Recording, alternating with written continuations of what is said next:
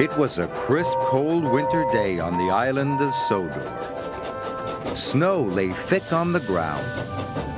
The engines were working extra hard. James was pulling the slow goods train. He had stopped at a signal. Percy pulled up alongside carrying the mail. "Hello, James," said Percy.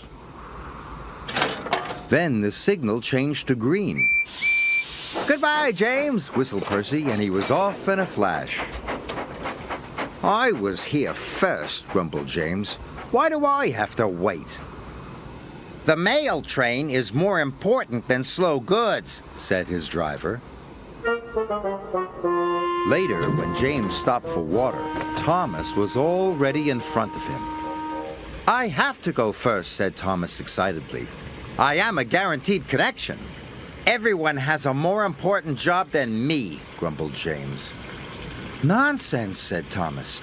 "Everyone knows you're a really useful engine." But James wanted to be an important engine, too. Later that day, Sir Topham Hatt came to see James. "You must take coal to all the stations on the island," he boomed. "If the fires in the waiting room go out, the passengers will get cold and complain." "It is a very important job," he added. "You can rely on me, sir," said James proudly. Sir Topham Hatt left. James was excited. "An important job," he said happily. "Phew," sniffed Gordon. "It's only a load of coal, after all." "Nonsense," snorted James. "I am going to keep the passengers warm. What could be more important than that?" And he wheeshed over to the water tower.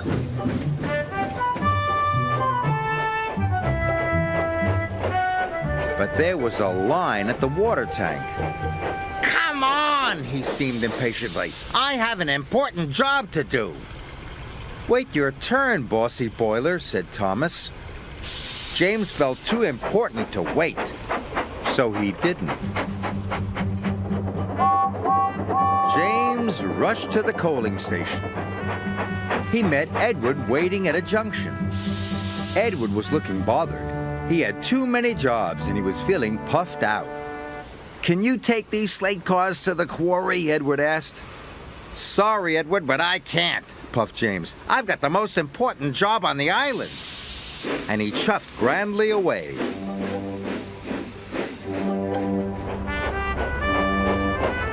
James arrived at the coaling station. He buffered up to the coal cars and was on his way.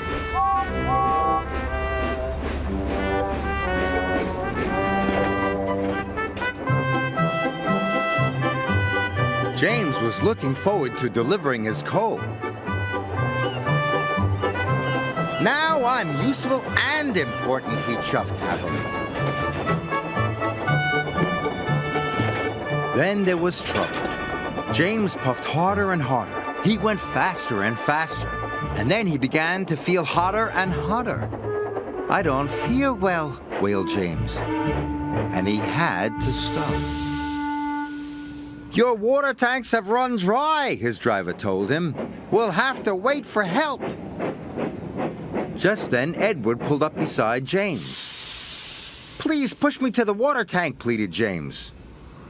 "I'm sorry," Edward puffed sadly.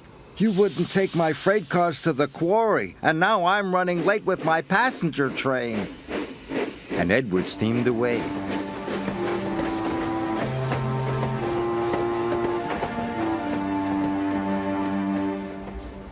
Edward stopped and told the signalman all about James. The signalman telephoned for help, and soon Salty was on his way. He pulled up alongside James. "Why didn't you fill up with water this morning, matey?" James told him about the line at the water tank. "I've heard you were too busy to help Edward, too," said Salty. "I was in a hurry," protested James. "Mine is the most important job on the island."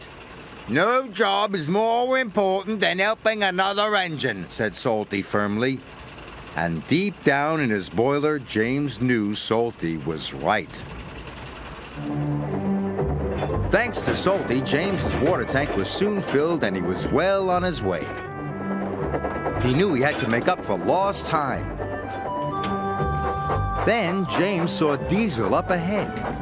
He had broken down and looked unhappy.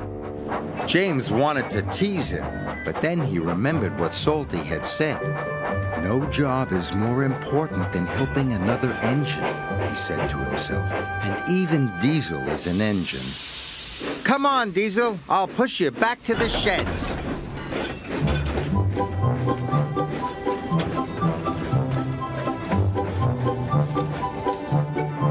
Pushing Diesel and pulling freight cars was hard work.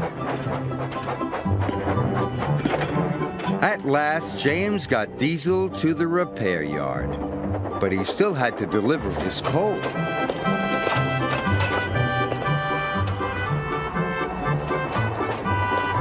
The wind blew, and it was getting colder by the minute.